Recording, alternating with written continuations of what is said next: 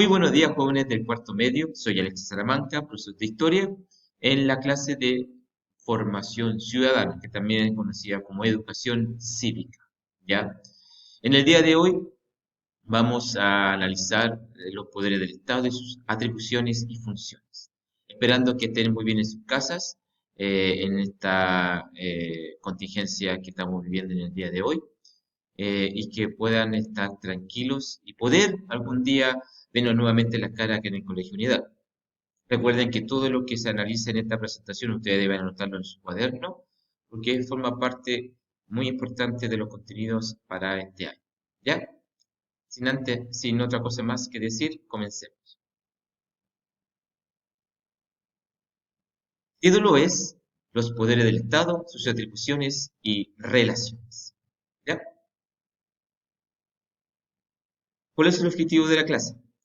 Comprender las funciones de los poderes del Estado en nuestro país y su relación con la aplicación del Estado de Derecho. Si ustedes recordarán, el Estado de Derecho tiene que ver principalmente con todas las regulaciones, normas, derechos, atribuciones que tienen las autoridades, los órganos del Estado, la sociedad, los ciudadanos, el ejército, entre otros, y que está regulado claramente por la constitución política de nuestro país.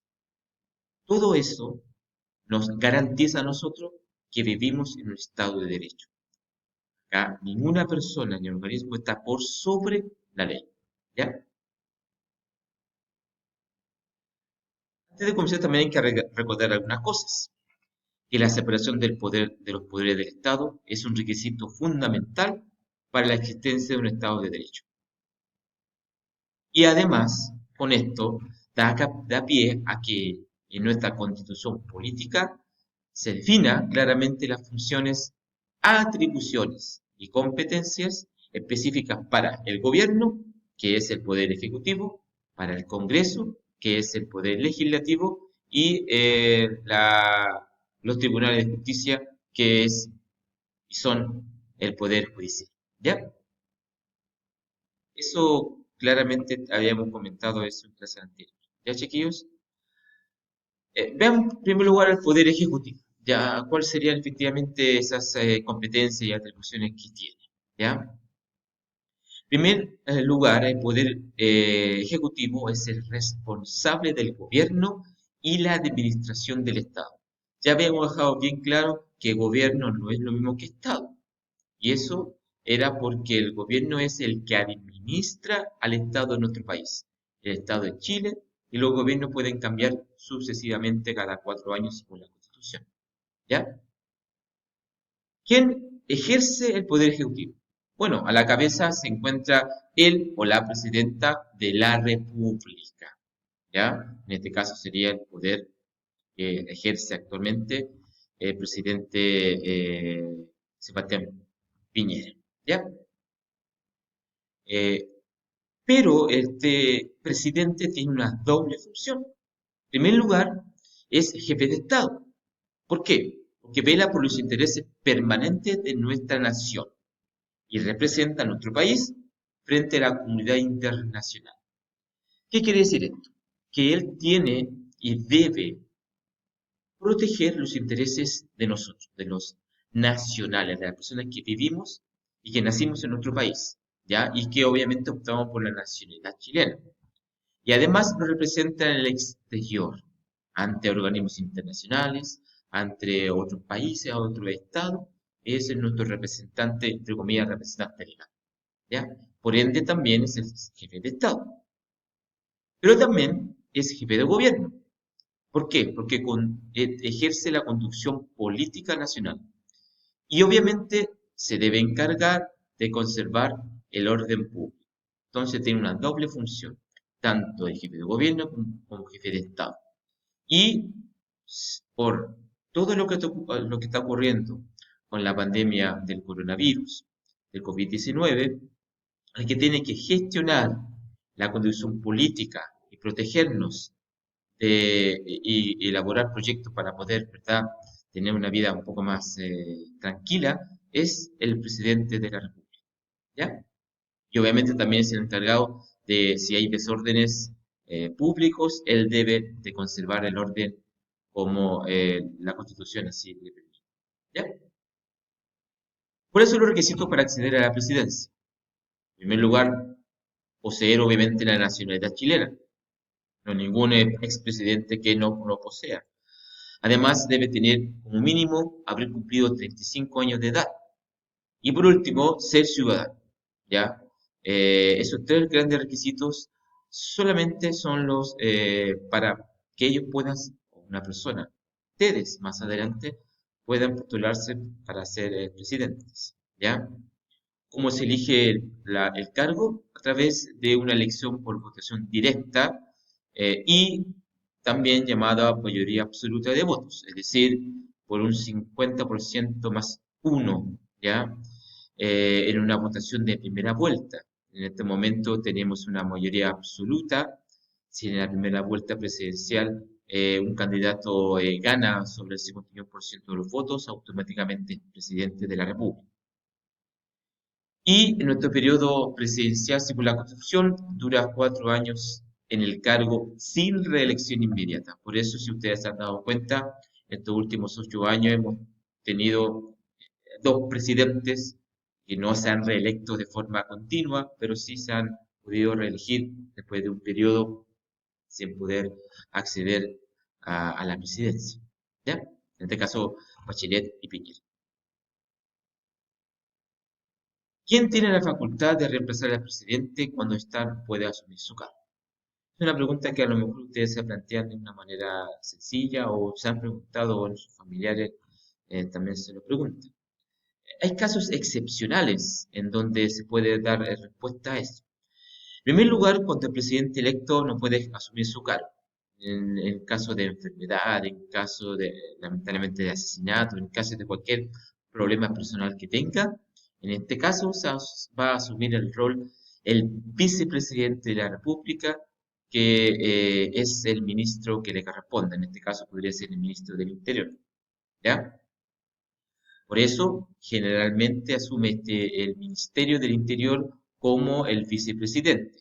Y esto ocurre cuando el presidente está enfermo o también cuando el presidente tiene que salir de viaje de forma interna, asume la vicepresidencia de nuestra nación, el ministro del Interior. ¿Ya?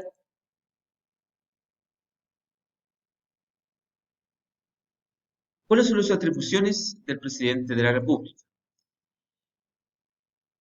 La primera atribución que deben ustedes conocer que tiene una atribución legislativa. ¿Qué quiere decir esto? Que tiene un carácter de colegislador, es decir, el presidente puede presentar proyectos de ley al Congreso Nacional. Esa es una atribución que a lo mejor no muchos saben, pero es muy fundamental para que puedan crear proyectos de ley y así fuesen aprobados por el Congreso, principalmente estas leyes que está sacando el presidente para paliar las crisis económicas que están ocurriendo en el día de hoy con el COVID-19.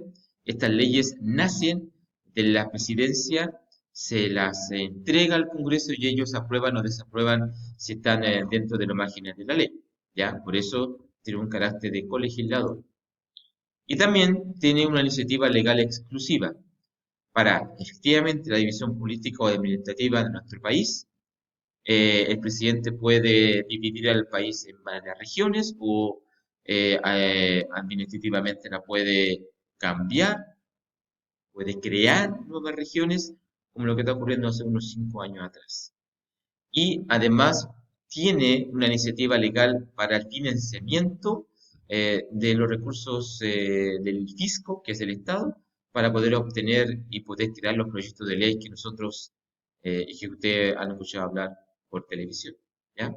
Eso es de forma exclusiva del cargo del presidente de la República y sus ministros. Y también, en algunas atribuciones especiales, puede decretar, valga la redundancia, decretos con fuerza de ley que no aplica por temas como nacionalidad y ciudadanía. Es decir, si por ese motivo se detecta un problema como lo que estaba ocurriendo en otros países un par de meses atrás. Se decreta el estado de sitio sin ninguna aprobación del Congreso. ¿Por qué? Porque es un decreto con fuerza de ley, ¿ya? Que es una atribución exclusiva del presidente de la República. También tiene atribuciones político-administrativas, que, como ustedes se pueden darse cuenta desde principios de año, él puede convocar un plebiscito de materia de reforma constitucional, solo si hay desacuerdo entre el presidente y el Congreso respecto de un proyecto de reforma, ¿ya? Es decir, aquí el presidente puede, y lo hizo, ¿ya? Planteó la necesidad de poder cambiar la constitución, entonces se va a convocar a un plebiscito para el mes de octubre, ¿ya? O también los plebiscitos que se diseñaron en la década de los 80, como fue el plebiscito del sí y del no. También puede nombrar y remover empleados civiles de su confianza, principalmente ministros de Estado, subsecretarios, intendentes y gobernadores, que no es de exclusiva confianza del presidente de la República. También puede dirigir relaciones internacionales. Él es el que firma y ratifica tratados que posteriormente deben ser aprobados por el Congreso, ¿ya? Por ser nuestro representante en el exterior. Y además puede designar y remover comandantes en jefe de las Fuerzas Armadas y generales del director de Carabineros.